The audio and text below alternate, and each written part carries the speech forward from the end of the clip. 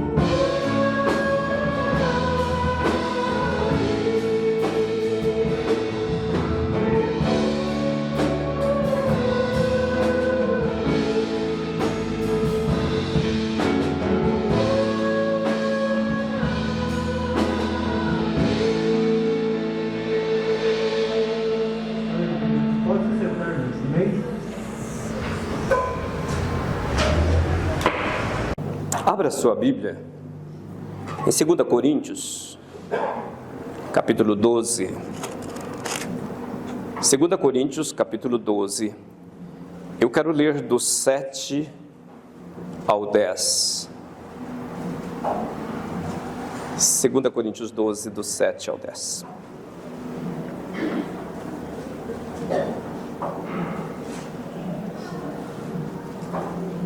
Amém? 2 Coríntios 12, do 7 ao 10. E diz assim: E para que não me ensoberbecesse com a grandeza das revelações, foi-me posto um espinho na carne, mensageiro de Satanás, para me esbofetear, a fim de que não me exalte. Por causa disto, 3 vezes pedi ao Senhor que o afastasse de mim. Então ele me disse: a minha graça te basta, porque o poder se aperfeiçoa na fraqueza. De boa vontade, pois, mais me gloriarei nas fraquezas, para que sobre mim repouse o poder de Cristo. Pelo que sinto prazer nas fraquezas, nas injúrias, nas necessidades, nas perseguições, nas angústias, por amor de Cristo. Porque quando sou fraco, então é que sou forte. Nós lemos a Tua palavra, Deus, e nós precisamos que o Senhor nos dê a unção, tanto para falar como para ouvir. Que a Tua palavra possa trazer ensinamento, possa nos confrontar, nos despertar, possa nos orientar, possa nos capacitar. Senhor, nós nos colocamos humildemente diante de Ti. Obrigado pela liberdade que nós temos de poder compartilhar da Tua palavra. Que o Senhor possa ser glorificado neste momento, eu te peço em nome de Jesus. Amém. No domingo passado, eu compartilhei com a igreja uma expressão, um ensinamento de Salomão, e que diz assim: tudo o que vier à mão para fazer, faze-o conforme as tuas forças. Ou seja, faça o seu melhor. Porque no além para onde vais, não há obras, não há projetos, nem conhecimento e nem sabedoria alguma. E eu disse que o Senhor, Ele virá buscar a sua igreja, com poder, grande glória. Mas disse também que o Senhor pode vir buscar a mim e a você de forma individual. A qualquer hora dessa nós podemos ser chamados, e nós não teremos a oportunidade de ver Jesus voltar em poder e grande glória. Mas quer Ele venha e nós possamos vê-lo, quer Ele nos chame na individualidade.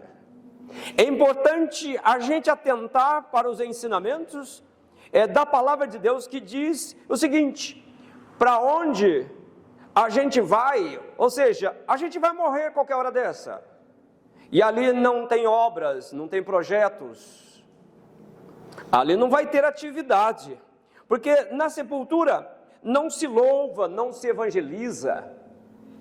Na sepultura não precisa de engajamento na obra de Deus.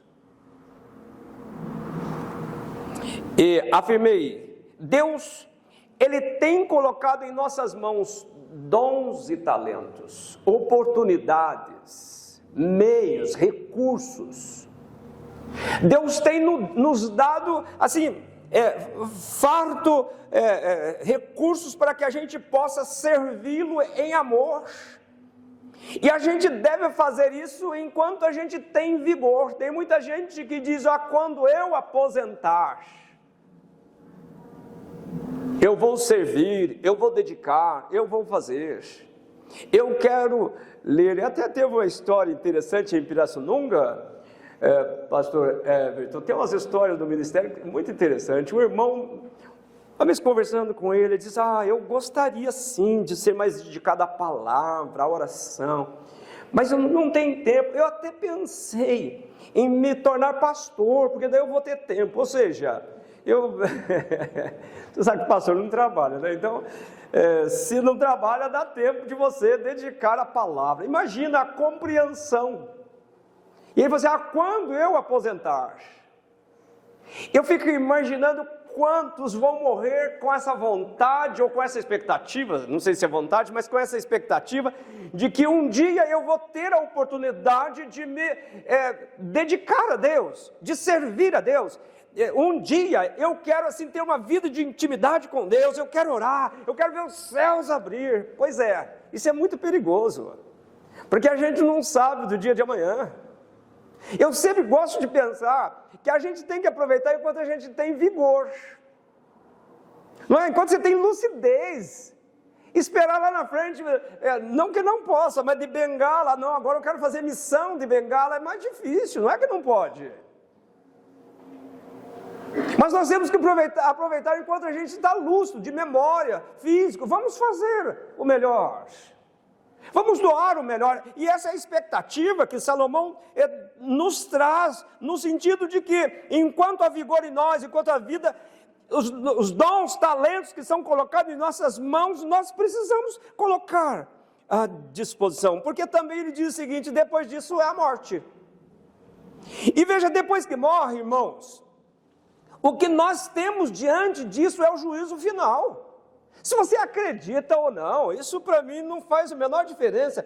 O certo é que eu e você haveremos de comparecer ante o tribunal de Deus, um Deus santo, justo, fiel. Hoje você tem desculpas, hoje você tem justificativas, hoje você pode arrumar recursos para justificar-se que não pode se envolver, não pode fazer, não pode buscar a presença de Deus, não pode buscar intimidade com Deus.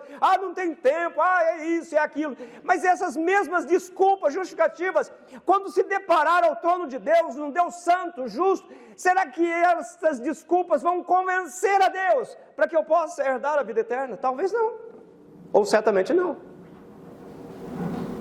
Só há uma justificativa para nos dar condições de adentrar a glória de Deus. Chama-se arrependimento. Chama-se arrependimento.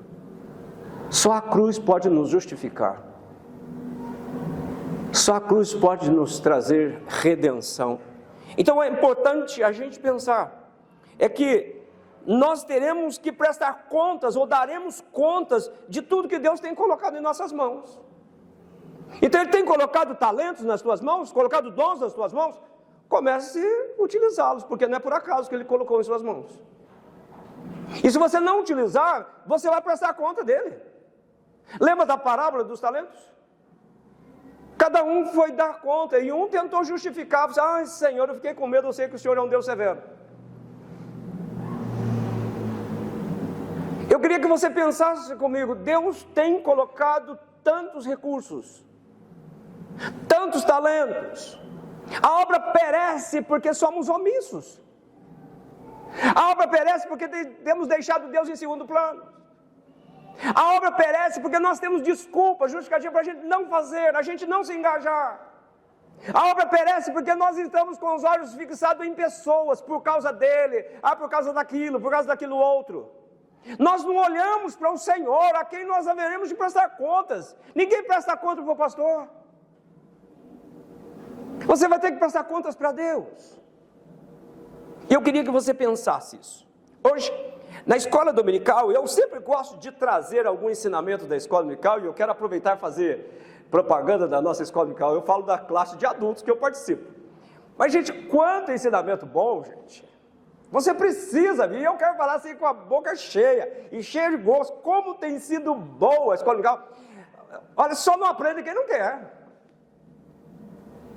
Você deveria trazer papel, caneta, vir anotar, chegar em casa, refazer, ver quantos ensinamentos bons. Eu quero aqui, com toda a humildade, Genaro, o quanto que eu tenho aprendido, né? O quanto eu tenho aprendido, coisas boas, talvez coisas que você já ouviu. Nós pastores, pastor Everton, a gente já leu 1 milhão de vezes, já pregou 1 milhão de vezes, mas de repente vem o irmão lá, abre a boca, começa a falar assim, vixe, eu nunca pensei nisso. Eu queria que você pensasse assim, na escola dominical. O Genaro falou que de um jovem rico, que foi à presença de Jesus cheio de expectativas e saiu triste.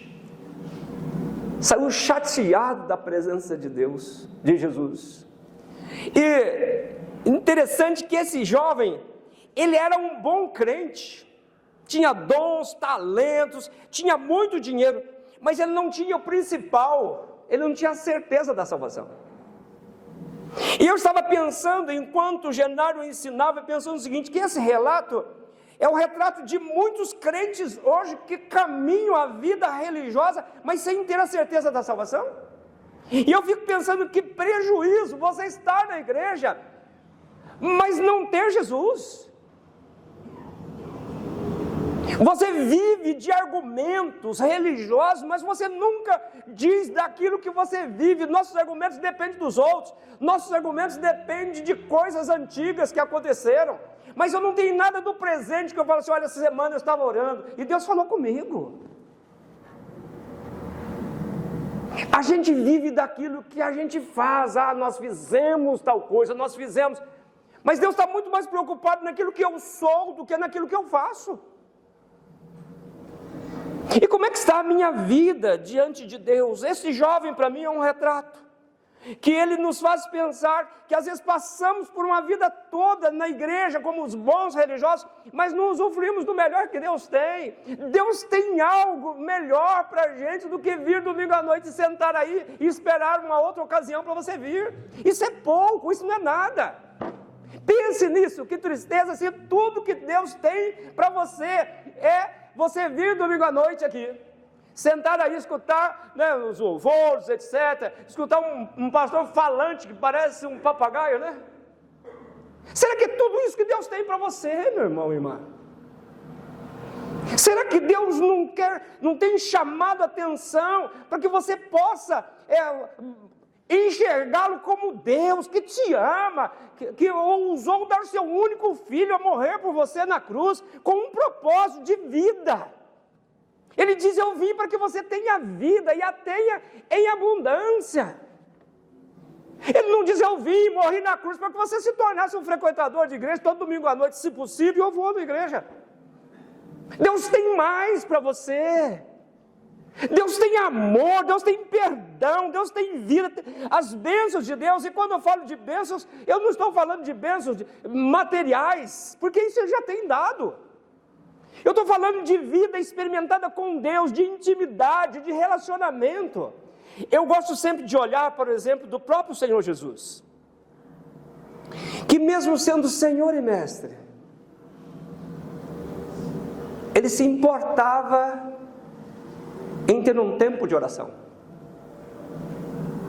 Ele passava a noite inteira orando. E outro dia nós fizemos aqui na reunião de terça-feira uma reflexão. Por que será, Jesus sendo Senhor e Mestre, por que Ele tinha que orar tanto? Pois é, mas Ele não orava porque Ele tinha necessidades como as minhas, como as suas. Mas a necessidade dele é a necessidade de comunhão com o Pai. Ele diz, eu e o Pai somos um. Ele precisava estar ali na presença do Pai porque ele usufruía do melhor que Deus tinha para ele. Irmãos, não há nada mais precioso do que a presença de Deus. E eu me lembro de uma expressão no Antigo Testamento, quando Moisés, Deus falou para ele, olha, eu não vou no meio de vocês, para não destruir vocês, mas o meu anjo vai adiante de vocês. E ele disse, negativo, se a tua presença não for conosco, não nos faça sair deste lugar. Eu fico pensando que se Deus tivesse falado isso para a igreja hoje, a igreja ia vibrar, glória a Deus, tem anjos, porque mesmo Deus não mandando, as pessoas estão vendo anjo para todo lado. Hoje é um tal de ver anjo, é anjo que fala daqui, é anjo que fala dali, mas Deus está esperando que a gente tenha um posicionamento e diga para Ele, Deus, nós não queremos ver anjo, nós queremos ter uma relação íntima com o Senhor, para que o Senhor possa se revelar a nós, para que o Senhor possa dizer para nós. Olhando para a passagem de 2 Coríntios que nós lemos. Os versos de 7 ao 9, Paulo fala aqui de um espinho na carne. E aí eu não quero entrar aqui, fazer nenhuma especulação, o que poderia ser esse espinho. Ele diz que é o mensageiro de Satanás. Agora você entenda o que você acredita que pode ser. O que eu quero dizer é que esse espinho gerava sofrimento.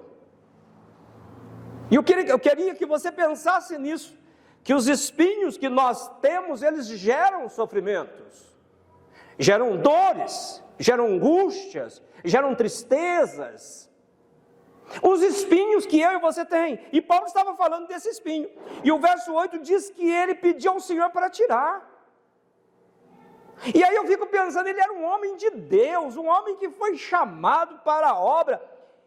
E como ele estava com esse espinho lá, ele podia pensar, bom, eu vou orar. Diz que 3 vezes ele pediu a Deus. Na lógica, eu pensei, era para Deus ter mandado lá um anjo, né, com um alicatão celestial, fosse lá e tirasse aquele espinho. Falou, não, está livre. Na minha compreensão, o natural seria isso, olha, um homem que tinha uma intimidade com Deus como ele. Mas aí a gente vai no contexto, a gente vai entender que para que ele não se ensoberbecesse com as grandezas da revelação, então foi colocado espinho na carne. Porque ele estava achando o cara, né? Ele estava se achando. E eu queria que você fosse construindo essa imagem para a gente pensar. O verso 9 nos informa, se você tiver com a tua Bíblia aberta, vai olhando aí.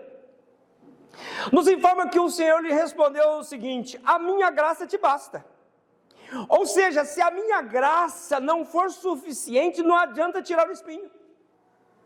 Você conhece quantas pessoas que orou para Deus tirar o espinho, tirou o espinho, ele continuou rebelde, distante de Deus do mesmo jeito? Quanta gente na igreja? Hoje de manhã, o Gedário falou isso. Parece até que a gente copia um do outro, mas ele não copia não, é Deus que está falando. Quantas pessoas está passando por um problema, pede para a igreja orar, a igreja ora, a igreja batalha, e Deus manda um anjo lá, o anjo vai lá e tira o espinho. Por um tempo ele fica feliz, ele vem, canta, levanta a mão, e faz, dá glória a Deus, aleluia, que coisa boa. Mas dali uns dias o aleluia dele já vai ficando mais fraquinho. Dali a pouquinho ele já começa a vir um dia, falta outro. Dali um dia já não vem mais na escola dominical. Dali um dia já começa a vir quando dá. Dali um dia ele some. E por amor, às vezes Deus manda de novo ir lá o mensageiro de Satanás, colocar um espinho dele de novo, para ver se ele volta. Eu queria que você pensasse nisso, ainda que eu fale em tom assim de engraçado, mas isso é muito sério. Ou seja, ele diz para o apóstolo que a minha graça te basta. Ou seja, se a minha graça não for suficiente, não basta tirar o espinho. Porque eu vou tirar o espinho e você vai continuar do mesmo jeito. Você precisa mais do que a libertação de um espinho que te vai sofrer. Você precisa de libertação da alma, você precisa de cura na alma, você precisa de um milagre que transforma o teu coração, que nós cantamos aqui. Trocou o meu coração por um novo coração, porque se Deus não colocar um novo coração em nós, não adianta um coração velho sem espinho, gente. Eu quero pensar com vocês, para mim é muito claro. Tem muita gente batendo no peito de que teve encontro com Deus, teve um novo coração, mas não teve mudança. Você acredita que uma pessoa que teve encontro com Deus não muda de vida? Não existe isso. A primeira coisa, que quando nós temos um encontro com Deus, Ele trabalha o nosso caráter, trabalha o nosso interior. Ele começa a colocar em nós uma disposição de amar, de servir, uma disposição de se engajar na obra, porque ele começa a entender qual é a boa, perfeita e agradável vontade de Deus. Ele não vê a obra como um sacrifício, eu vou ter que ir lá, senão o pastor fica mandando, sabe aquela mensagem, estou orando por você, já recebeu essa mensagem? Mas não é para cobrar, é para dizer que eu estou orando mesmo, eu tenho feito isso. Eu quero que você pense comigo. A parte A do verso 7 responde o porquê desse espinho. Qual foi o motivo do espinho na carne? Foi para que ele não se engrandecesse, foi para quebrar a soberba dele. E veja, eu quero voltar a dizer aqui, diz apenas que é um mensageiro de Satanás. E eu quero assim, voltar a dizer, independente do que você possa visualizar o que seja este espinho, o certo é que muitas vezes Deus permite isso, que a gente tenha um espinho na carne. Veja só, mas todos quantos desejam servir ao Senhor, ou seja, a vida cristã em si, o sofrimento é inevitável. É preciso que a gente consiga entender isso, busque entender. Contudo, todo sofrimento, muitas vezes, esses sofrimentos eles são pedagógicos.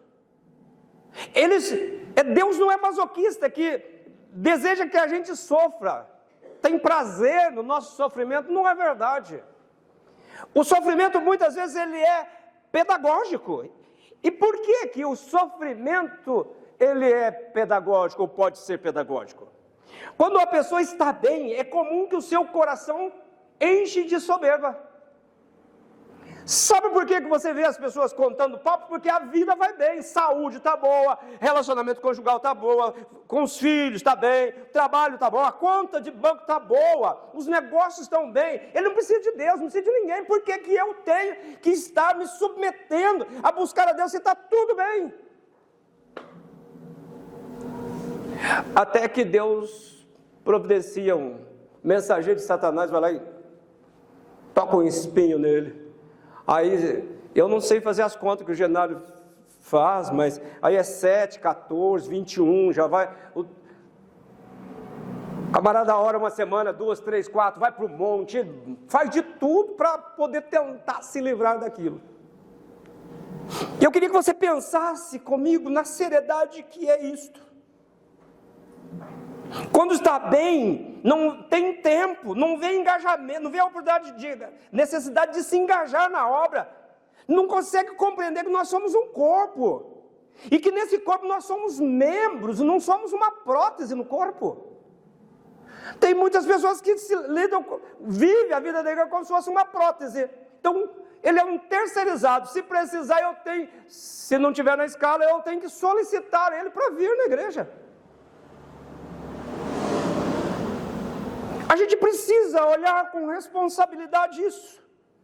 E veja só, quando está tudo bem, seus ouvidos filtram para ouvir apenas aquilo que é de seu interesse. Aquilo que me interessa eu ouço, mas se não for, deixa para lá. Só que quando o sofrimento chega, aí é época de correr para a igreja, correr atrás de Deus. Eu quero pensar com você assim, o espinho ele foi colocado em Paulo para evitar a soberba. Deus precisava dele.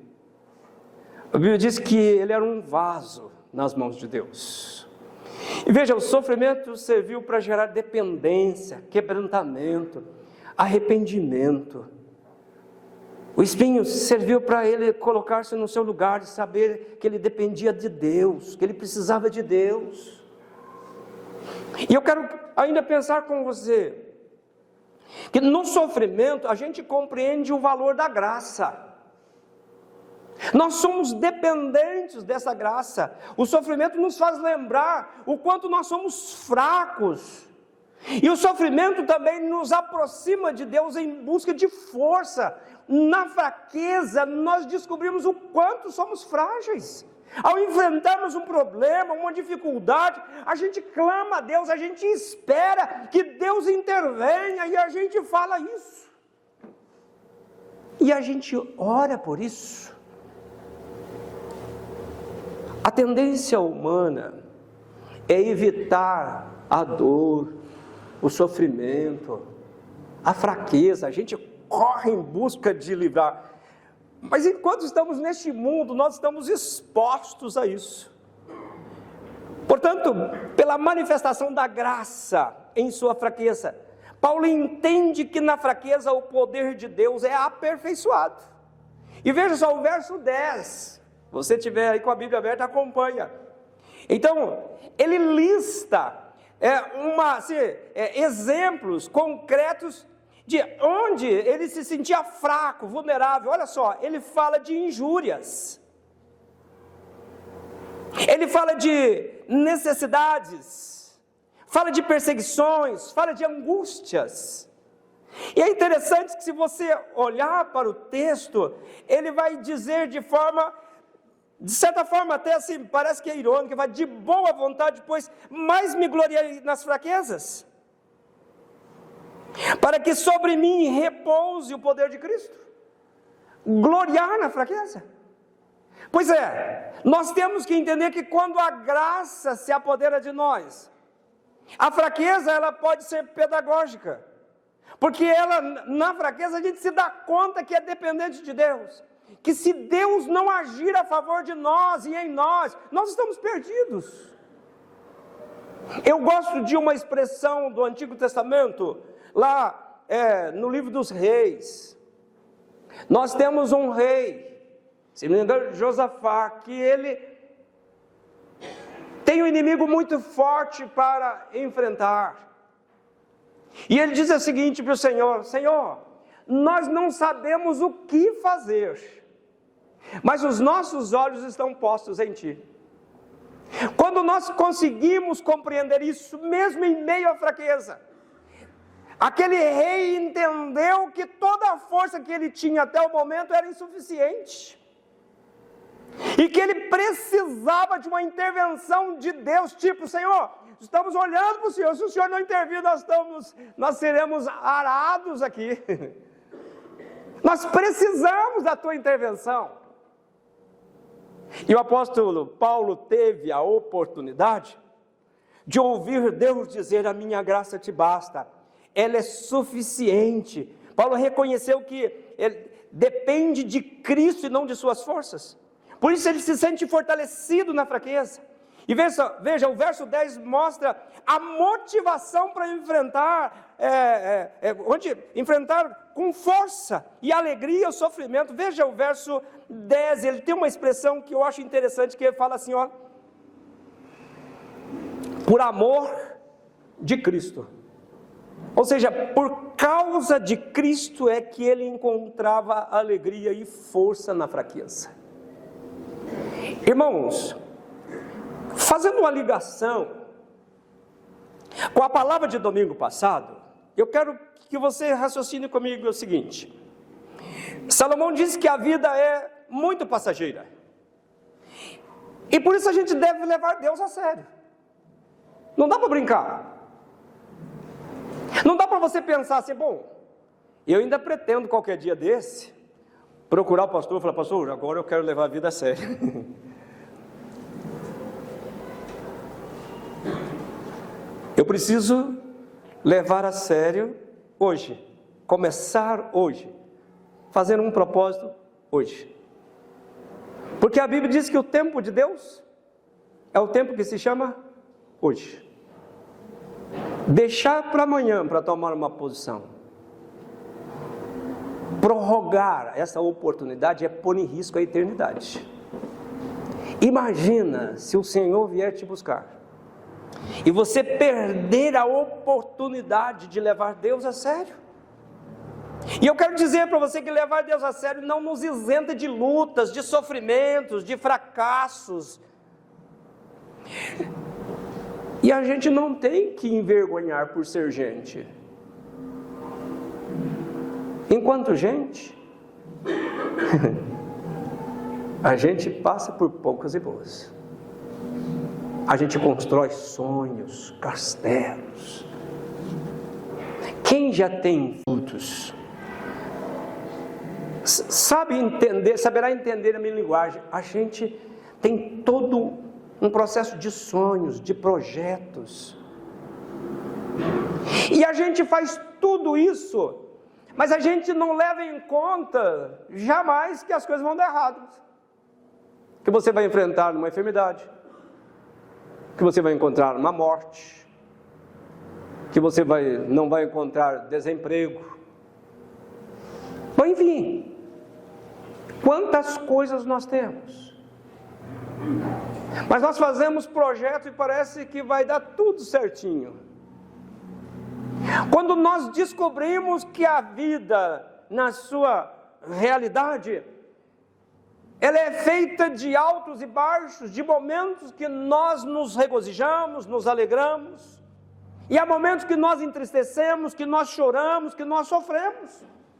E isso é bíblico. A Bíblia diz que há tempo para todo propósito debaixo da terra. Por isso, se a vida é tão instável assim, nós precisamos de depender de um Deus que é dono do tempo, que é Senhor da vida. E um Senhor que, apesar de todas as circunstâncias, é um Deus que não desiste de nos amar, que se interessa por nós. Um Deus que olha para nós com misericórdia, um Deus que nos enxerga através da cruz. Eu gosto de pensar nesse Deus que não abre mão de nós. Nós precisamos reconhecer na fraqueza de que somos dependentes de Deus. E a gente não tem que envergonhar pelos momentos de dificuldades, de lutas, de dissabores que a gente passa. O que a gente deve fazer é render-se ao Senhor, porque Deus não rejeita um coração rendido a Ele. É isso que o Salmos diz: coração quebrantado e contrito o Senhor não despreza. Ele pode até não tirar o espinho que eu e você clama a Ele, até para que a gente não venha afastar, Ele não tira o espinho. Mas que interessante saber que a sua graça nos basta. E a palavra de Deus diz que a sua graça é melhor do que a vida.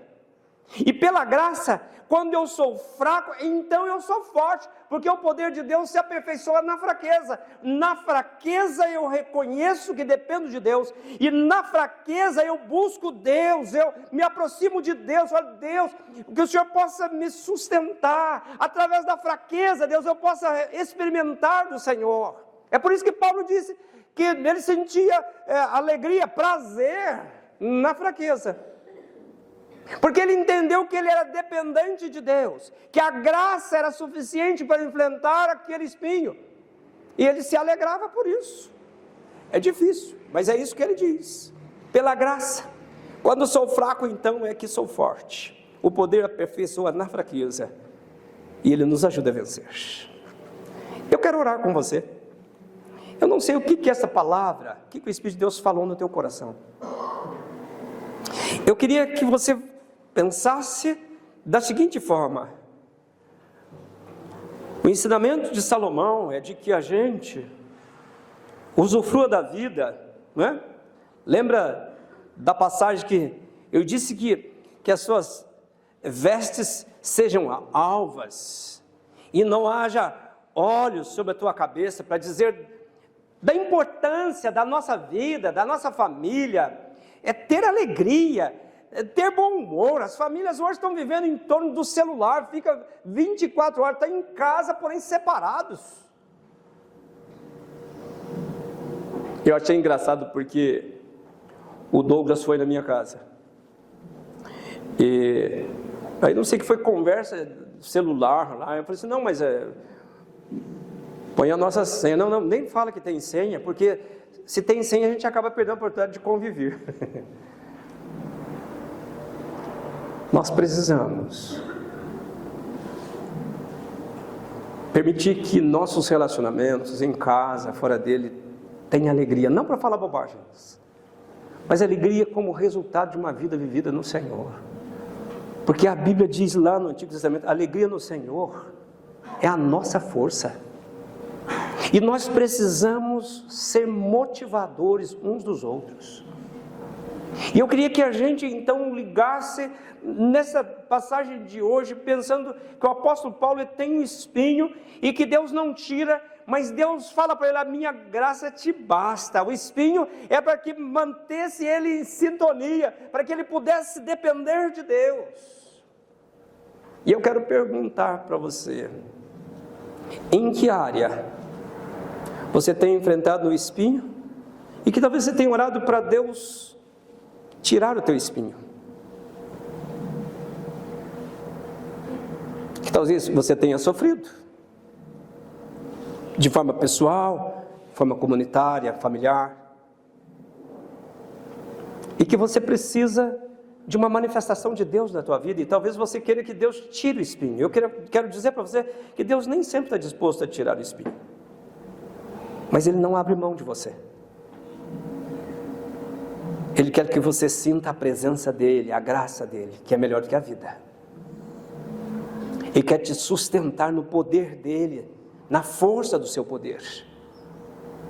Ele quer te fazer uma pessoa vencedora, mesmo em meio a esses altos e baixos, essas dificuldades que eu e você tem. Irmãos, eu e você temos lutas em casa, fora de casa. A vida espiritual muitas vezes é um desafio, o comprometimento com a igreja é um desafio. Mas a minha graça te basta, diz o Senhor. Fecha os seus olhos. Coloca a tua vida diante de Deus.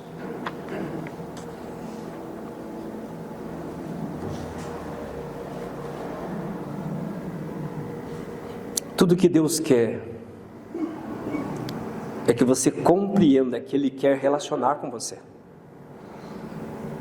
que Ele tem para você algo muito maior do que simplesmente vir à igreja. Ele quer relacionar com você. Ele quer que você saiba que a presença dEle é uma presença que gera transformação, gera alegria, gera força, gera salvação. Essa presença tem poder para converter o teu coração a Ele. Essa presença tem poder para mudar o teu coração. E saiba que a mudança da tua vida vai influenciar aqueles que estão ao teu redor. As pessoas vão começar a ver que Deus mudou o teu coração, vai querer experimentar o Deus que você serve. A gente muitas vezes quer mudar as pessoas com as nossas palavras, com os nossos argumentos, com a nossa prestação de serviço para Deus.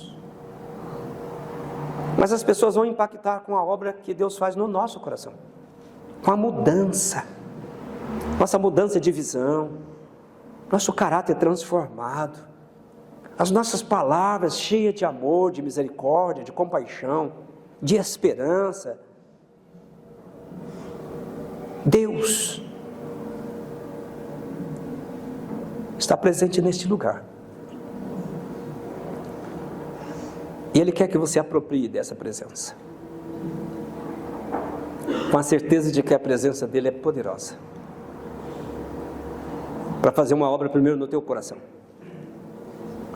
e através de você, fazer uma obra na tua casa. Pensa nas pessoas dentro da tua própria casa, que estão caminhando por uma eternidade sem Deus. Imagina, você conhece Jesus, e saber disso precisa se sentir incomodado, e precisa orar, e precisa, Deus, permita que a mudança na minha vida possa gerar mudança na vida daqueles que estão ao meu redor, pessoas que nós amamos. Pense nisso, se apresente a Deus por alguns instantes, coloca a tua causa diante de Deus, coloca as suas desculpas, as suas justificativas, diga: Deus, eu quero te convencer com essas desculpas, com essas justificativas. Diga para Ele os seus argumentos, coloca diante do altar de Deus. Fala: Deus, eu não faço, eu não tenho feito, eu não tenho engajado, eu não tenho buscado, por isso. Coloque, tente convencer Deus, mas não saia daqui sem acertar com Deus, sem consertar a tua vida com Deus.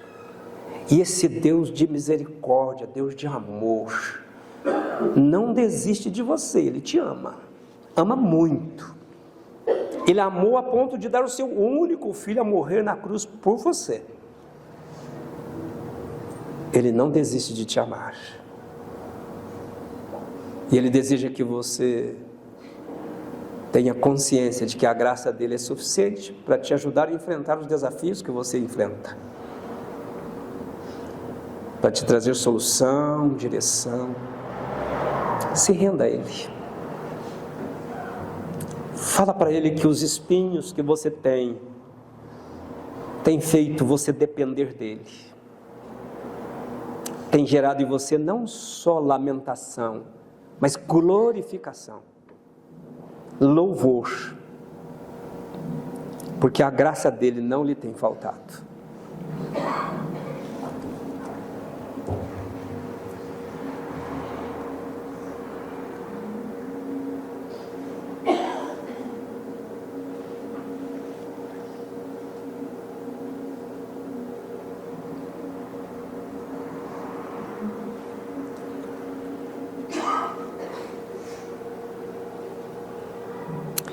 Deus, eu quero te louvar pela bênção da oportunidade que o Senhor dá. A gente tem a oportunidade de acertar a nossa vida contigo. A gente tem a oportunidade de levar a tua presença para a nossa casa. Levar a igreja para dentro da nossa casa. A gente tem a oportunidade de sair daqui com a convicção de que o Senhor nos ama, de que a tua graça é suficiente sobre as nossas vidas. Por isso, Deus, eu quero abençoar a vida de cada irmão, cada irmã. Eu quero ministrar sobre cada família aqui representada as tuas bênçãos, ministrar a tua presença, a presença do teu Espírito Santo, para que, Senhor, essa presença possa fazer diferença, possa gerar vida, possa gerar transformação, possa gerar cura, libertação, trazer perdão, que o Senhor possa endireitar as nossas veredas, que a semana seja uma oportunidade para a gente se engajar na tua obra, glorificar o Senhor, fazer missão, a gente ter nosso coração cheio de coisas que vêm do Senhor, da tua palavra, que quando abrirmos nossas bocas, nós possamos exaltar o Senhor, nós possamos falar daquilo que vem do teu trono, que nós possamos ter uma vida consagrada, santificada, que a semana seja uma oportunidade da gente vivenciar isso, que não seja domingo à noite, Pai, mas que seja a nossa segundona braba, levantar, Deus, com a convicção de que o Senhor está conosco, que o desafio da semana, que a gente possa saber que o Senhor estará conosco, e que a tua presença nos dará vitória. Eu ministro sobre a vida de cada um desses amados e amadas, o melhor do Senhor, em nome de Jesus, amém.